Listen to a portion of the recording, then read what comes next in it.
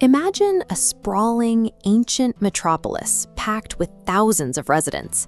But if you look closely, you won't find a single street, alleyway, or public plaza.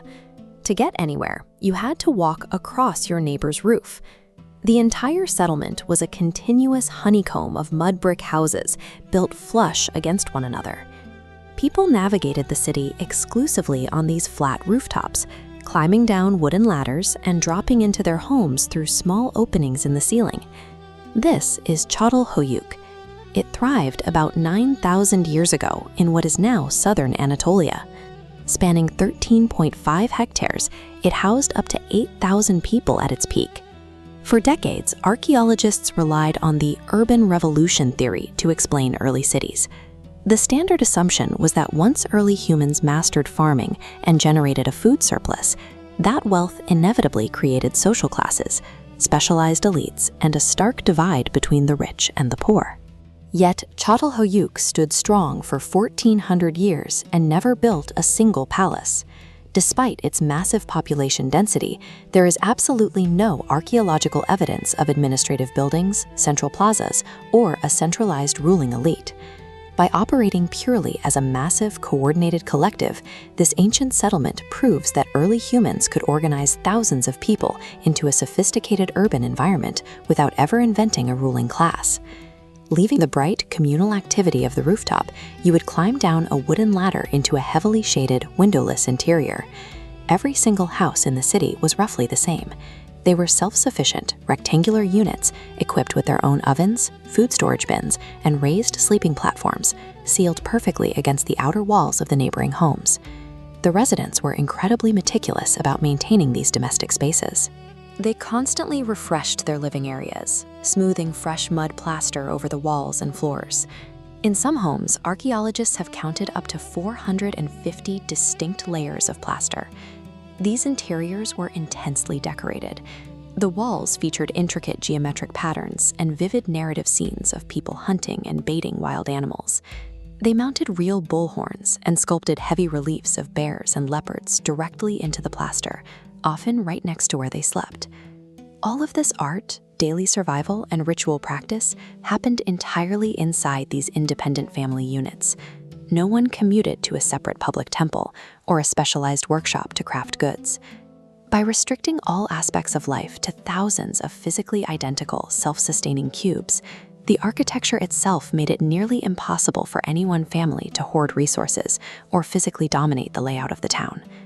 The most revealing feature of these homes was located beneath the floorboards.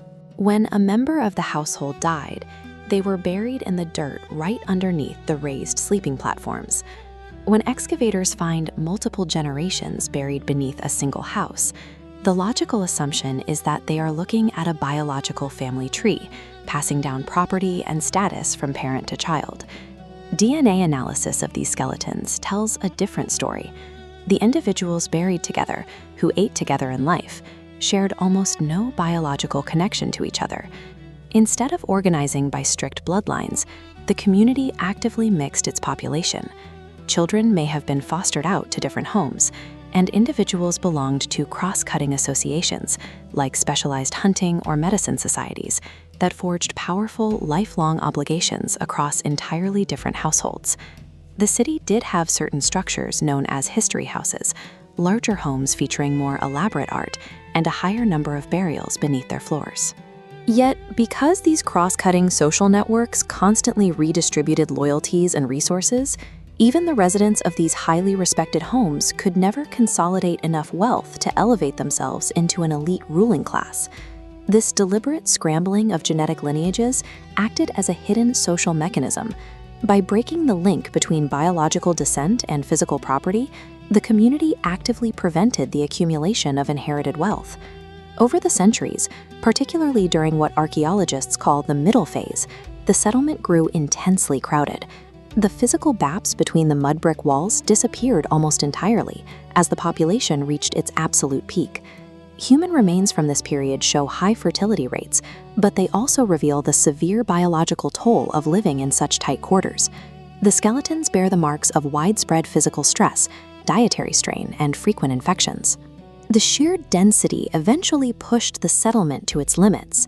To relieve the pressure, the population began to gradually decline and thin out, with many residents crossing the nearby river to establish a looser, more spacious settlement on what is now called the West Mound. In this new location, the intense domestic rituals faded, the elaborate wall paintings vanished, houses were no longer strictly rebuilt directly on top of one another, and individuals began focusing on highly specialized tasks like advanced pottery production. The communal egalitarian experiment dissolved as it reached a physical density it could no longer sustain, organically fracturing into a more specialized, interdependent society. We often treat human history as a predictable track. We assume that as soon as villages grow into large cities, they naturally organize themselves into strict hierarchies with clear rulers and lower classes. Çatalhöyük provides hard archaeological evidence to the contrary. Thousands of people lived together in a dense, highly functional urban space for over a millennium without a single king, mayor, or ruling council. The community relied on the stabilizing influence of its elders across both genders to maintain order.